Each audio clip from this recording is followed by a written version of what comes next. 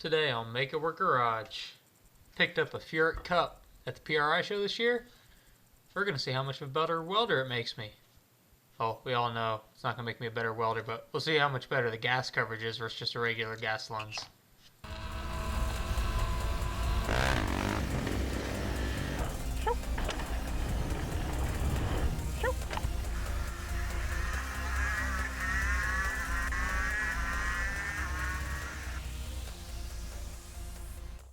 First thing first, just going to run a bead on a stainless plate with regular wire, because I don't have any stainless wire. Yeah, a little bit dumb, but I think you should still be able to see the difference in gas coverage. So let's run a small bead on the stainless plate with the regular gas lens, and then I'll switch over to the Furick Cup, the appropriately named Moose Knuckle 14 cup. And then we'll run another bead and see what the difference is.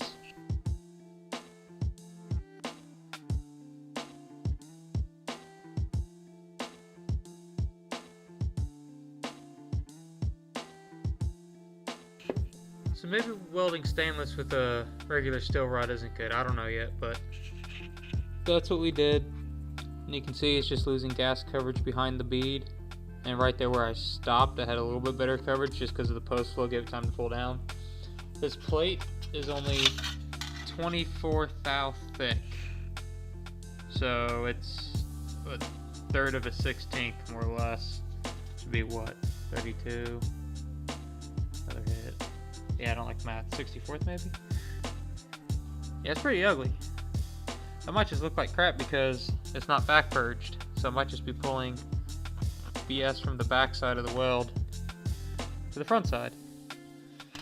But we'll put it on the other cup, just see what happens. If it shows up as being better with the same 15 CFH flow, something to think about. If not, turn it up a little bit, because they say you're supposed to run it I think 20 to 30 is what I've been told on the settings for the argon flow. But I just want to put it on to make sure it fits the torch anyway.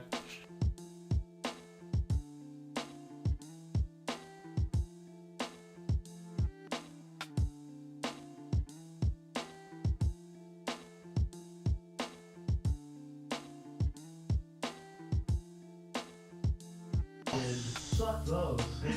Bill Burr did New Year's there last year. And I was just looking for a place to do New Year's, and when the agents look for theaters that are available, that's the one.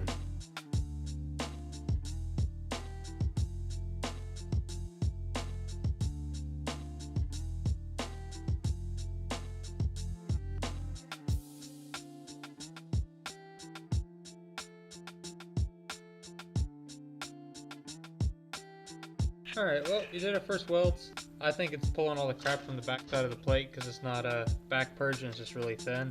But you can still see the gas coverage change from a regular gas lens to the Furick Cup.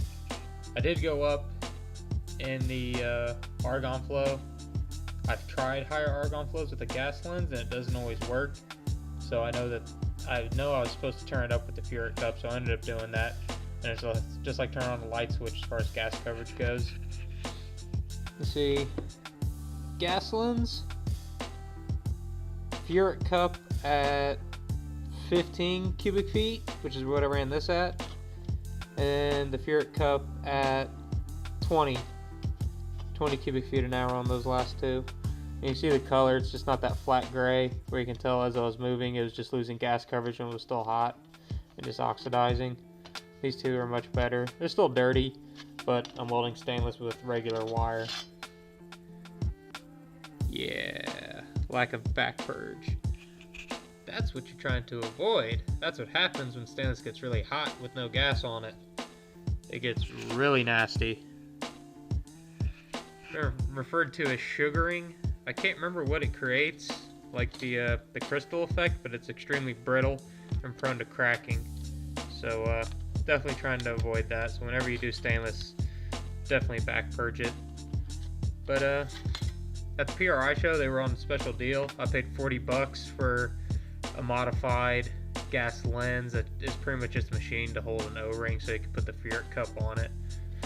For $40, next time I do a turbo manifold, that thing's definitely coming out, and I'm sure it's gonna look much better and perform better than the standard lens would. So spent 40 bucks, happy with the purchase.